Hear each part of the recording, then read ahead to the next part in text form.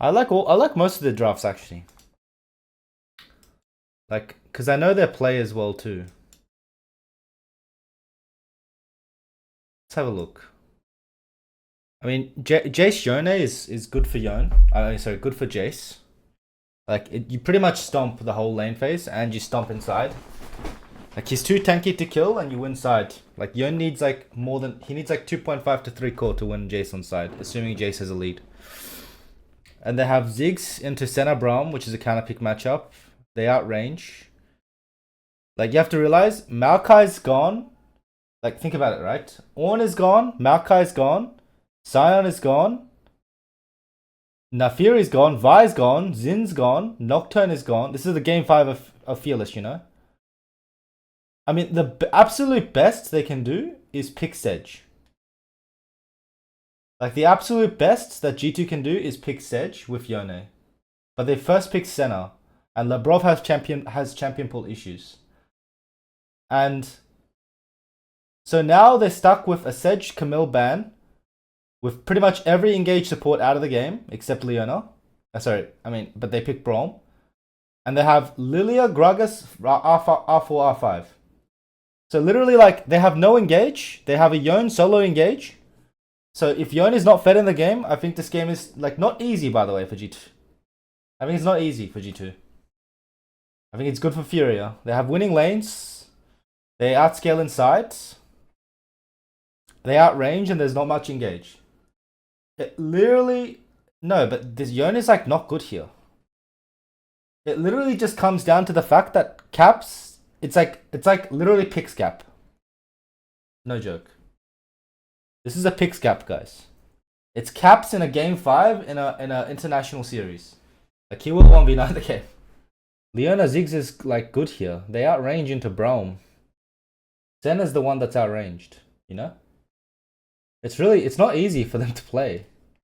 Like, this game 5, by the way, if what happened didn't happen, like, Toots just disrespected too much. He, like, mega disrespected. He got solo killed. And then the game was hard from that, by the way. Like, look how the game went. This game is literally just from, like, mistakes. Like, Tatu was fucking trolling this game too, by the way. Game 3 draft. I think it's not easy for FURIA this game, actually. I think this is a draft that's not easy for FURIA. But it depends, right? Because G2 need to win early game, or else they have no damage for this fucking Sion. The Sion's invincible.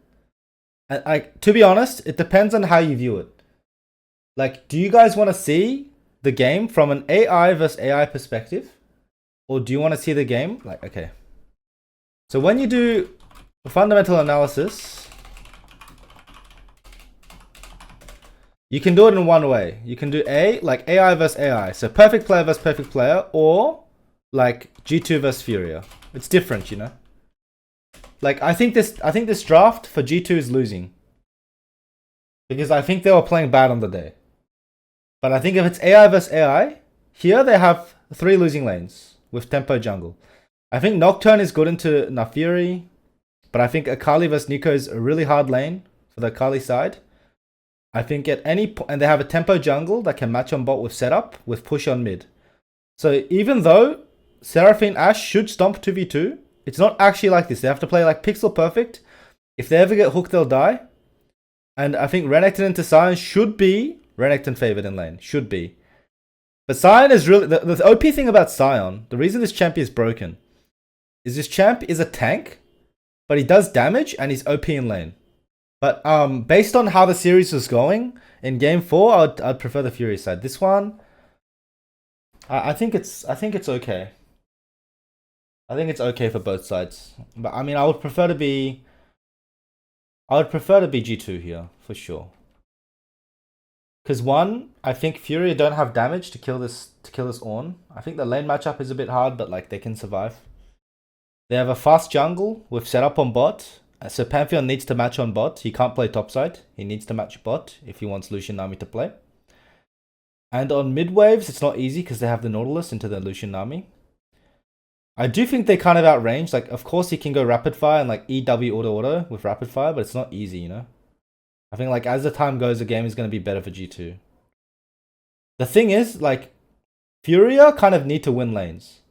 Like, the way that you guys need to think about this game is FURIA have winning top matchup, winning mid matchup, and winning bot matchup in the pure 2v2. In a pure 2v2, they have 3 winning lanes and a fast jungle. But in a realistic game, G2 have a tempo jungle that can attack top and bot. Jhin Nautilus can play 2v3. It's hard to dive. They can also play 3v3 and they can play 3v2 because Lucian Nami needs a lot of resources. And they have a lot of setup for this Annie and an immobile mage into Trundle. So for like FURIA to win this game, they have to be Chinese. The thing about Sedge also, because a lot of people were talking about this Sedge on game 5, right? How FURIA should pick Sedge on game 5. But I don't agree. Like, what are you going to pick into this Yone? You have to realize it's a game 5 of... Bro, it's a game 5 of Fearless. And you're going to be playing Sejuani into Yone, Lilia, Senna, Braum. Your champ is fucking useless, guys. And the thing is, if anything, G2, in a perfect world, should draft Sejuani themselves. They should pick Yone, Sejuani 1, 2, 3 and drop support. Because they have Braum, they have Tahm Kench. I mean, they have a lot of picks, you know?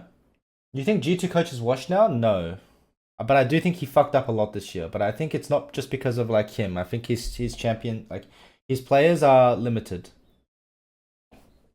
It's really hard to draft as G2. Like if I'm Dylan and I have to draft for Labrov and Skewmond, I think it's hard. Guys, Seju Skana for Fury is really fucking bad, okay? I don't know why you say Seju Skana, guys. It's so fucking brain dead. If they go Skana on R4, R5, like, I swear Fury is so fucking happy, by the way. Furia will have Jace Lilia into Skana Yone. They have winning mid jungle 2v2, winning 1v1 and winning jungle matchup, and winning thematically. They outrange, they can receive, they clear jungle faster, they win skirmishes. Guys, here's a thing you have to realize about me. Do you guys agree that I'm a person that is pretty fucking no filter? For a public personality, you guys agree that I'm pretty no filter. Like, I've gotten really fisted by the community because of how no filter I am. Like, for example, I like fisted I fisted like Pain and Loud, and I got like destroyed by the Brazilian community, by the way. Like, I remember like I lost against Pain in the final, and then I pretty much shit talked Pain and I said they're fucking dog shit. Like, we're more dog shit, so we lost, but they're fucking dog shit. And then I got hate for like 3 months. But it's true. Like, when I saw FURIA play and when I saw FURIA draft, do you guys notice how I didn't say anything? Do you guys notice that? Because they're good. Like, if they do good, if they draft good, I won't say anything. They're not playing that good. I think G2 is playing atrociously.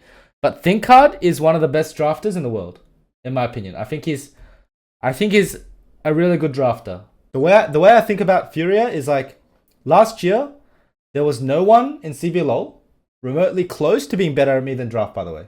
I'm just saying. Like, last year, if you had to tell me who is the best coach in Brazil, it doesn't matter how much hate I get. It doesn't fucking matter how much hate I get. I would have 110% said me. It doesn't matter if I was second. But this year, I don't think so. This year, I think FURIA coach is good. I think that the Pain coach Zero did good with what he had. Why don't you become an EU coach again? I can, but I have people, I have players under contract in Brazil. And these people joined the organization, like, believing in me. So I'm not just gonna fucking leave, you know?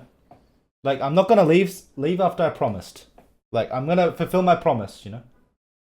I think Pain was drafting better when Sarkis was the one doing it. I don't think so. I mean, I still maintain that the drafts, like VKS versus Pain last year, the drafts were really one-sided. But it doesn't matter, you know? Because they play better. Like, this FURIA team is being coached well. I think ThinkHard, I don't know how he is about game knowledge or like how he like controls people. But I think this team is coached well. I think they draft really well. And I think they had a good identity. My promise was in year 2, I'll deliver a trophy. So I need to deliver a trophy and I'll do it at all costs. And year 3, we're going to go for a dynasty. No, but I mean, I think that FURIA is a really good drafting team. Like, I'm a pretty nonchalant, like, no filter person. Are you proud of Gigo? I mean, I think he's amazing. Yeah, he's doing well. But it's not like it's not my kind of, I don't have any credit for that. I think the person that gets credit is Gigo and ThinkCard and Furies. Nyla's gone. Oh, I mean, in game 1 too. I like Nyla here. Alright guys, so we're going to do the analysis. I think the first thing we're going to do is we're actually going to do a analysis of the rosters, because I think that's important, you know. Like, I think we'll start off with the analysis of the draft, you know, and of the rosters. So the first thing I want to talk about is like G2 roster. I think this is actually important. Like the way I see BB. So let's start with G2 roster. Like, here's my analysis of the G2 roster. I think Broken Blade has been like a top 3 top for like top laner in Europe for a long time. I think that he pairs really well personality wise and in game with Caps. He communicates really well. I think he has solid teamfight ideas and solid champion pool. But I think his weakness has always been lane. Like, I remember seeing Broken Blade when he was in TSM in 2019 when I was in Korea. Just before I turned pro, like when I got the pro offer. If I had to like just look at his lane phase and I had to say, okay, like who's better, him or Gigo? I'm not going to just go ahead and say like Broken Blade is better, you know? Because I think, I didn't post on Instagram, but I think a lot of the people think that Europeans are just like amazing at lane. But that's not true. It's just straight up not true, you know? The chat's talking about it now, but Humanoid actually isn't that great of a laner too. You know? Like, I think the Asians are just better in lane, like, in general. I think they have better lane detail knowledge. I think they understand limits more. I think they play on lower ping and against better players. I would say that Broken Blade as a player is a player that like does really well around sides. Like the strength of European players over like say Brazilian players or like middle of the pack, bottom of the pack, like North American players is that just game knowledge. They just understand how to cheat waves. They know how to play on side. They know how to play on tempo. They're just much smarter with lane assignments. They know how to read the pace of the game better. And so I think Broken Blade is like a fine piece to have. I think he's one of the best pieces to have on this G2 roster. But you know, it's like it's gonna be a little bit difficult because I do think like it's gonna be a bit difficult to say that he's like a perfect player. Because while I am a big Broken Blade fan, like he probably doesn't even know who I am. But I'm a big Broken Blade fan. But even as a Broken Blade fan, I think that he's not a player that's gonna win you games from lane. Like a player that's gonna win you games from lane is Bin or Zeus, for example, or even Kian. The guy that's gonna win you games through playing side lane, through team fighting, through good positioning, by being smart on the map is Broken Blade. So I do think that Caps and Broken Blade will play together for a good deal of time, for a good long deal of time. And I think he's a good piece. But he's not a piece that like I would invest resources to like focus and give counter pick on, you know? I think he can be okay, but he's not going to win you the game. He's going to have a solid lead. If you give him a counter pick matchup, say that the matchup wins 70% of the time, he'll win 70% of the time. He's not going to win like 80% of the time. So for example, Warwick vs Aatrox. I think it's not even that Warwick favored, but it's like okay. It's like better for Warwick and lane, sure. Post executioners, I think it's much worse. You know, if that matchup is meant to win, say, 60% of the time, he's going to win that 60% of the time, you know, even against good players. But he's not going to be a player that's going to win you games, 60-40 matchups, 70-30, or like 80-20. So that's important to know about Broken Blade. I think I'll do Caps. Like, for me, Caps is just undisputed, like, it's just simple. Undisputed GOAT of Europe. Like, people say Pat Perks and all that. He's just the best. He's the best in lane. He's really good under pressure. He has a massive champion pool, like huge champ pool. solid / good in lane. Like if you had to compare Caps to like the top Korean mids that lane really, really well, I am not like upset, you know. Like you could argue that Chovy and Knight are better in lane. Yeah, I would agree with that, but he's good. Like he's not gonna lose you the game from lane against these guys, you know. He can lane against anyone. He can keep his like footing. If not, he can even win. I don't think he's anything like BDD because I think like Caps is like really smart around sides. I think he has like really good instincts in general. I think he's like amazing at reading pace of team fights and general tempo of map. He's just a very intelligent mid laner, understands how to play, like he can play like multiple styles. He can play as a facilitator, he can play as a carry, he can play as an assassin. The closest player that I see to Caps, if I had to like compare, is Faker. Like Caps is the Faker of Europe, in the sense that like when you think of Faker, you don't think he's like better at laning or he's just gonna shit stomp Chovy, right? But he is someone that's gonna make your team play better. He is someone that is really hungry about the game. You can see in their documentaries and the way that he does interviews. I think he's a piece that you absolutely do want to keep if you want to have like a dynasty. I think G2 is like really smart for picking him up. I think the next name for me is Hans Sama. I think like his strength has always been like lane. I think like lane's exceptionally well. I think like in terms of lane, I would put him like top 2 easily. I think it's just Kalist and Hans, top 2. I think you can even argue that Hans is better in lane. He has good champion pool, but like I mean he can play Yasuo, he can play Drake, like he can play niche picks plus like solid meta picks too. Like he can play Draven. Like his Draven is really famous in Europe. I think he can play center lanes. I don't think he's the best, but he can play center lanes. I think that he can play Yasuo, actually. He was spamming Yasuo in solo queue last year. I think his weakness is like in team fights. Like he's like okay. He's okay. I think he's like pretty smart about the map too. About map in general as well. But the important thing about bot lane is like bot lane is not 1v1. It's 2v2 lane and 3v3 lane. Hans is Vietnamese. So I mean I think Hans definitely an amazing piece. So when you look at G2 and you see Broken Blade, Caps, Hans Sama, you should be guaranteed top 3 in every split. You should be. Like if you're below top 3 with these 3 players, you've done something really wrong. I'm not talking about regular season. And you can see that. Like even when he was in like ELCS, so let's go to BB. So let's go to Hans. Like when you look at him, like historically, he's always just going to be at least a top 3 player. He's going to make your team better. I think in the Misfits time, he was good.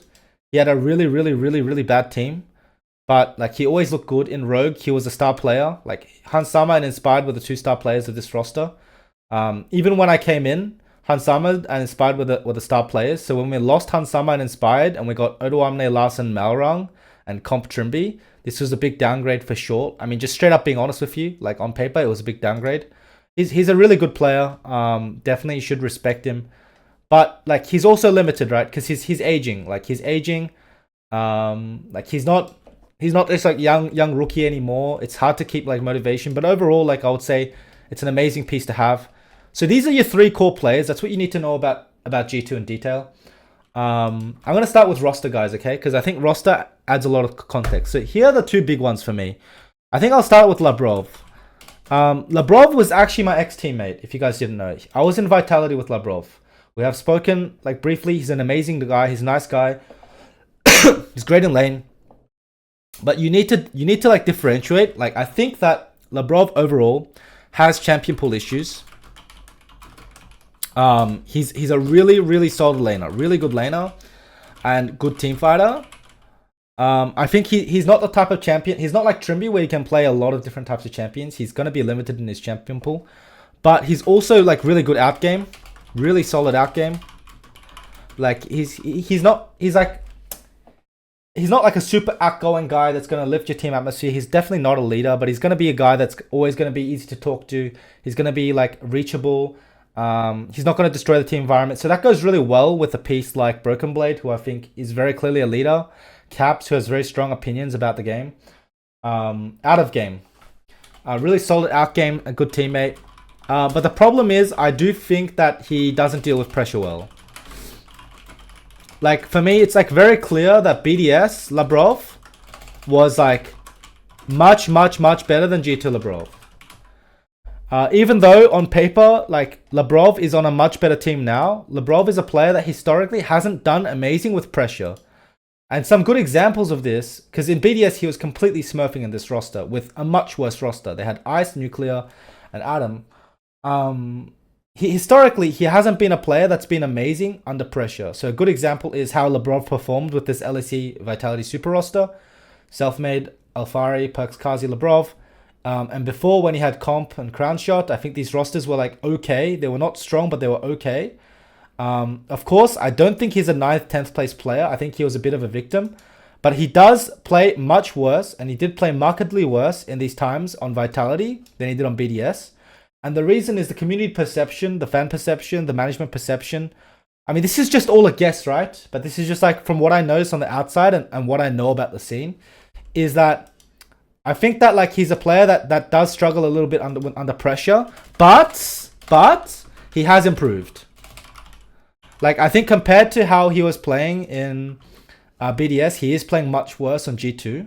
But at the same time, he has improved a lot, and I do credit like Isma and his experience now, because like Labrov is no longer a rookie anymore. He's a veteran. He's a veteran, experienced, well-journeyed player, very intelligent. I think he's intelligent too, like intelligent about vision, tempo, etc. I mean, I think he can improve on tempo, by the way. But overall, I would still place him as a top 3 support in Europe right now. And I think he's a great player, but I don't think he deals with like pressure the most amazing. And I think he's definitely affected by team environment. Now, here's the big one for me, like Skewmond. Like, for me, I know like his data was exceptional. Like, I think he was probably the best jungler in Europe in terms of pure data. But data doesn't show everything. You need to read the fundamentals and the core process on why G2 functions as a team. And I can see it well by competing against them for many years, but also seeing from the outside and how Broken Blade and Caps function. I did compete against them myself, if you guys didn't know, in 2022. Where people said that, oh yeah, they had Flack at Targamas, but Targamas won a fucking title on KC. And Targamas has like 4 or 5 European Master titles, so obviously he's a good player, right? Although he's hard to work with as well, from my understanding, in terms of like, I think he's probably pretty stubborn about the game, right? Like, my feeling about Skewmond is that his data is exceptional, but there are some like caveats. So like, he's aggressive in team fights and skirmishes, but relies on level leads and like having an advantage. Like, it's very clear to me. I think in solo queue he farms a lot. So Skewmond is a player where I think data wise, like, this is just my understanding of the data, but like Skewmond in terms of solo queue and like in terms of the money ball stuff is probably the best jungler by far. But his playstyle is really heavily orientated toward farming a lot. And he is a player that excels really well when he's farmed well. And he can play his game. And the truth is, about competitive, in comp, you can't really play this game unless you build an entire team around Skewmond. And I don't know if this is something that like G2 wants to do. It doesn't really make sense, right? Because in this roster, people are building the roster around Caps. And the truth is, he just doesn't look that good. He just does not look that good. That's the absolute truth. And you can kind of see it, like when they played on this Kadui, Paris, Rico, Skewmond roster, he was very clearly like the best jungler in European Masters. He had amazing stats across the board. But he needs to know how to change his game and adapt his game to the way that G2 want to play the game and the way that higher level League of Legends works. Because League of Legends in high level is all about tempo. And you can't play in this style unless you have laners that are willing to sacrifice. And the truth is, Hans Lebrov really want to win lane. I think Caps is a guy that... Caps and BB are experienced enough where they can play alone without resources. But they're guys that, like, I would say... They're more traditionalists, you know. They want to be on time for the objective. They want to take vision. Like, they're not going to wait for your power spike. They don't want to, like, scale and wait, you know. And it's a lot harder at this level for Skewmon to be able to just, like, farm, wait, because he's going to be punished. When he takes that extra camp and plays on his power spike, he's going to be punished. So now all of his game feels a bit off. His rhythm of the game feels off. His feeling of the game feels off. This is just a fact, by the way. You can see it in the way that he plays the game. He's just limited in his ability because he's not playing the game that he's so good at, because it's not possible to do so in a game where people are punishing more. And so, yeah, he definitely has his weaknesses. I think his champion pool is a problem. Like, he's not a player that's going to be super creative. He's not like Tatu. He's not going to like pick random champs up and just completely 1v9. He's an amazing... I really, really like his Jarvan. I think he's an amazing Jarvan. I think he's a solid Wukong. Champs that farm, and when farmed, skirmish well, he's really good on. I think, for example, he's good on Maokai, he's good on Jarvan, but he's not going to, like, for example, pick, say, I mean, I think he's okay on Pantheon too, you know? He's not going to be able to pick a random champion that he's not well versed in and be able to pick it up. But Caps can. And so I don't think that he's, like, not limited, but is not a player that can just pick up anything and play. And I also think, like, his experience and knowledge around tempo is not the greatest yet. Like, he needs to learn a lot. He fucks his tempo a lot. Especially because I think Lebrov and Skewmon together, like, jungle sup is really important in terms of taking vision, in terms of retaking. They're just not on the... I don't think his Vi is, like, cracked. I think his Vi is okay. But this is obviously, like... I'm not talking about Brazil. I'm talking about, like, from a world-class perspective, right? But I think he still lacks experience and knowledge and time. And, like, finally, for me, like, from what I saw, I think his comms are not good. I think, like, Skewmon is a player that... Like, I think Broken Blade's comms are good. I think his general direction for what makes good comms is good. So I can see why G2 picked him up. Communication. His communication.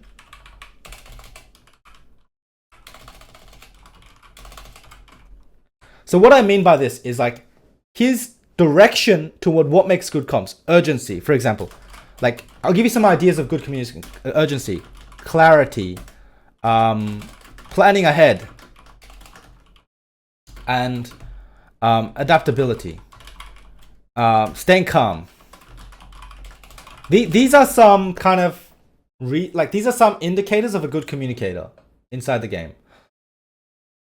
But I think that while he has urgency, he sometimes lacks clarity. He's not planning ahead, because I watched the mic check, and I think his general, like, ability to stay calm compared to how, like, Broken Blade communicates, which I think is exceptional. Like, BB, the way that he communicates, oh my god. You know, like, he has just the right amount of urgency, clarity, but he's still lacking in the game knowledge and still lacks in his ability to stay calm and plan ahead and adapt and make good plans as a jungler. And I also think that the kind of, like, G2 summary for me is, like, they have a solid core, but sub jungle is a problem. Don't synergize well. Like, Lebrov is not the most, like, prolific communicator, for example. And I think they have like, drafting problems. From player side.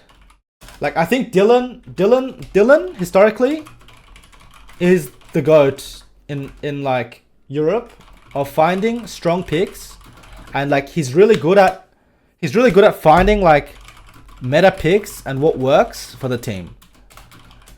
Like, this year he's fucked up a bit. But it's also difficult to draft with these players, in my opinion.